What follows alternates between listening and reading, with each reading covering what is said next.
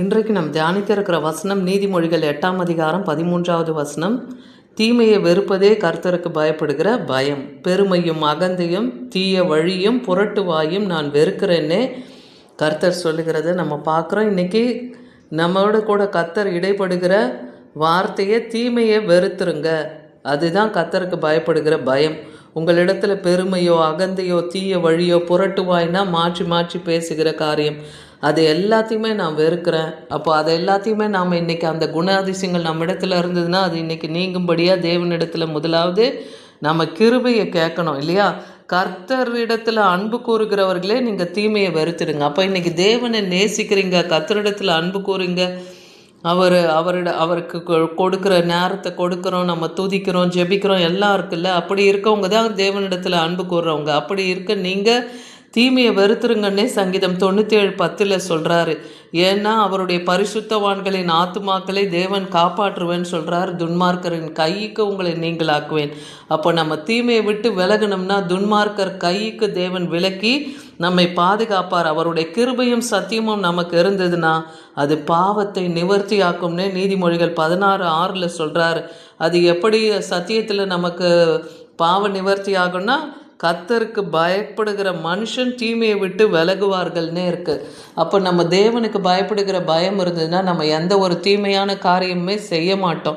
அப்போ கர்த்தருடைய சத்தியம் நமக்குள்ளே இருந்தால் தான் அந்த சத்திய வசனம் நம்மளை போதித்து சரியான வழியில் நடத்தும். ஒருவனுடைய வழி கர்த்தருக்கு பிரியமாக இருந்தால் சத்துருக்களும் அவனோடு கூட சமாதானமாக இருப்பார்கள்னு அடுத்த வசனம் சொல்லுகிறதும் பார்க்குறோம்.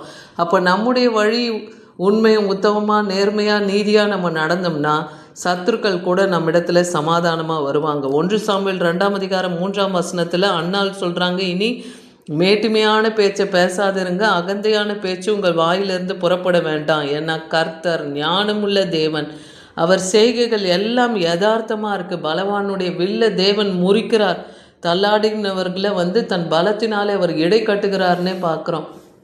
இன்றைக்கி உங்கள் காரியங்களில் நீங்கள் தள்ளாடுகிறது போல இருக்குதா, வழி விட்டு விலகுகிற மாதிரி இருக்குன்னா கர்த்தரோட வசனத்தில் உங்களை நீங்கள் இடைக்கட்டி கொள்ளுங்க. அப்போ நீங்கள் தவறான வழியில் போக முடியாது இல்லையா? வாயின் தாறுமாறுகளுக்கு உங்களை விட்டு அகற்றி உதடுகளின் மாறுபாட்டை உங்களுக்கு தூரமாக்குங்கன்னே நீதிமொழிகள் 4:24 சொல்கிறார். தாறுமாறானவைகளை நம்ம பேசவும் கூடாது, மாறுபாடான காரியத்துக்கு நம்ம தூரமாகிடணுன்னே சொல்கிறார். அதனால் பொல்லாங்காய் தோன்றுகிற எல்லாவற்றையும் விலகுங்கள்னே 1 தெசலோனிக்கர் 2:22 பார்க்குறோம். அதே போல் 1 பேதுரு 5:5 பார்க்குறோம். பெருமை உள்ளவர்களுக்கு தேவன் எதிர்த்து நிற்கிறார், தாழ்மை உள்ளவர்களுக்கோ தேவன் கிருபை அளிக்கிறாரு.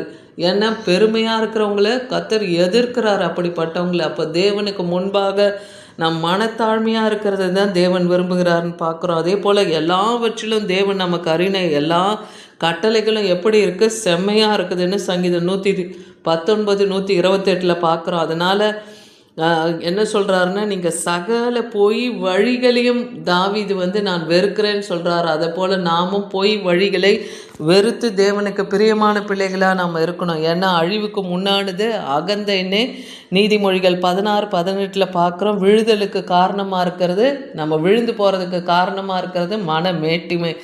அப்போ அந்த மாதிரியான கிரியைகளும் நம்ம இலையில் இருக்கக்கூடாது. தேவன் அருவருக்கிற 6 காரியம் நம்ம இடத்துல இருக்கக்கூடாது. அது என்னென்ன? மேட்டுமையான கண், பொய் நாவு, குற்றமற்றவர்களுடைய ரத்தம் சிந்தும் கை, அபத்தம் துர் ஆலோசனையை பிணைக்கும் இருதயமும், தீங்கு செய்ய விரைந்தோடும் காலும், அபத்தம் பேசும் பொய் சாட்சி, அபத்தம் பேசும், அதுக்கப்புறம் பொய் சாட்சி சகோதரருக்குள்ளே விரோதத்தை உண்டு பண்ணோம். இந்த மாதிரியான 6 அருவருக்கிற காரியங்களை விட்டு நாம் விலகுகிறவர்களாக இருக்கணும். அதுதான் தேவன் விரும்புகிறார். அந்த மாதிரியான கிரியைகளை நம்ம விட்டு அகற்றும்படி தேவனிடத்தில் நாம் கிருபையை கேட்கணும்.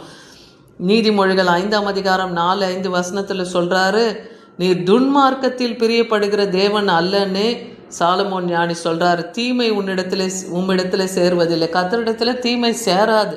ஏன்னா அவர் பரிசுத்த தேவன், அவரிடத்துல தீமை சேராது இல்லையா? அவர் துன்மார்க்கத்திலையும் பிரியப்பட மாட்டார், அவர் அக்கிரமக்காரங்களை வெறுக்கிறார் இல்லையா?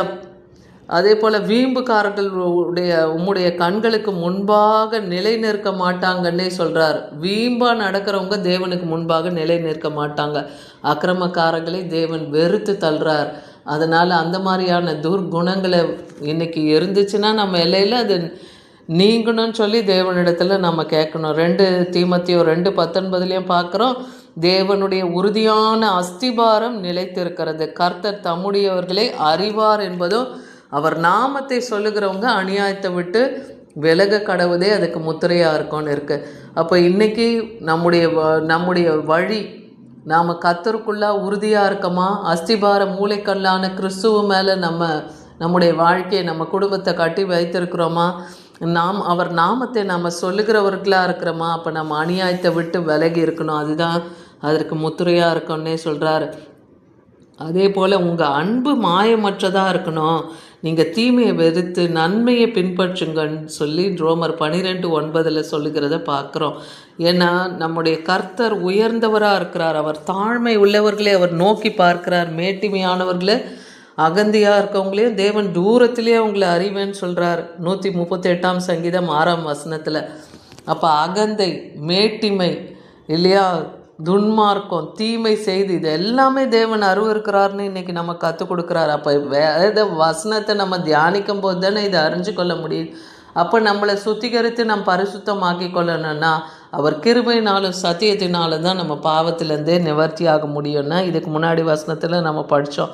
அதனால் நீதிமானுடைய வாய் ஞானத்தை தான் வெளிப்படுத்தும், மாறுபாடான வாயோ அறுப்புண்டு போகும்னே நீதிமொழிகள் 10:31 சொல்கிறார். அதனால் அவர் கட்டளைகள்னால நாம் தாவீதை போல உணர்வடைந்து எல்லா பொழிகளையும் தேவன் வெறுக்கிறது போல நாமும் வெறுத்து விடுகிறவர்களாக இருக்கும்போது நம்ம கர்த்தருடைய ஆசீர்வாதத்தை நாம் பெற்றுக்கொள்ள முடியும். ஆமேன்.